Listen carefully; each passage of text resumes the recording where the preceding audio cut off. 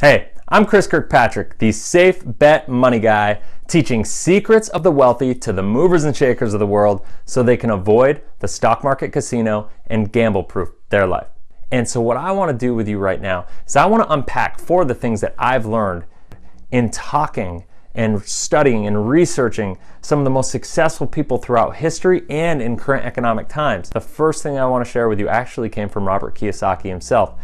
And he simply said, if you want to learn how to create wealth, or if you want to be wealthy, I should say, you need to learn how to create wealth, not just go to work, punch a time clock, collect a paycheck, and get benefits. Because the scary truth is, the scary reality in this world is that 92% of Americans right now who are following that system are not able to maintain their standard of living when they retire. And so I'm going to ask you a question. When you retire, do you want to take a step backwards? Do you want to reduce your standard of living? Do you want to have to downsize your house? Do you want to have to not take as many trips, not be able to travel across the country to see your grandkids?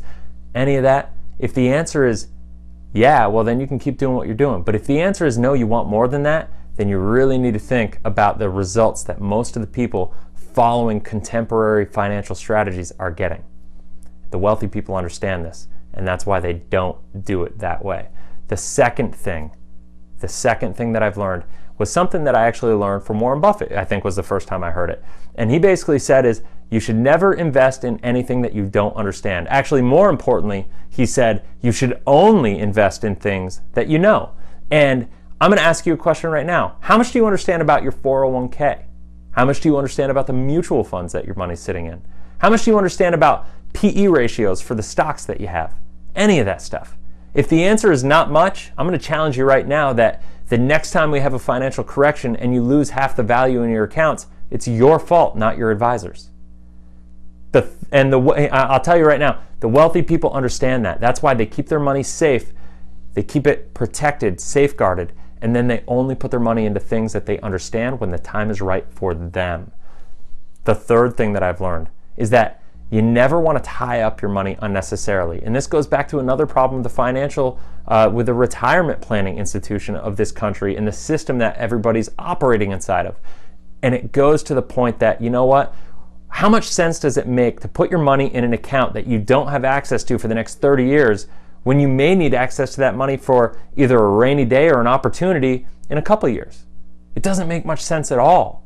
But that's what most people are doing. Over 80% of the money being saved for retirement right now is going into these retirement accounts that are considered qualified accounts, meaning you can't touch that money till you're 59 and a half without paying penalty and taxes on it. Now taxes, you're gonna have to pay taxes on that money no matter what, but the reality is taxes are going up, right? At least I think they are. There's certainly not much room to go down.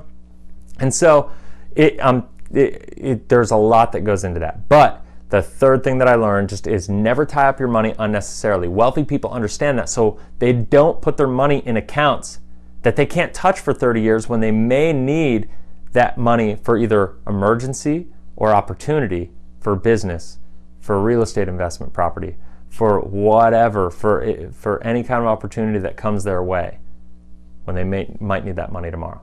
The fourth thing that I learned, and this is the overriding principle, is that wealthy people understand that money is simply a tool. They don't become a slave to their money. Money is a slave for them. Money is a tool for them. Now, all the things that I've said about 401ks, stocks, mutual funds, bonds, all that stuff, whatever, they're just tools. All financial products are simply tools. And you need to start viewing financial products as tools. Not all tools are bad. You just need to make sure you have the right tool for the job. How much sense does it make to bring a saw when you need a hammer, or to bring a drill when you need a saw, right? It doesn't make any sense at all. You just need to make sure you have the right tool for the job, the right tool for your situation.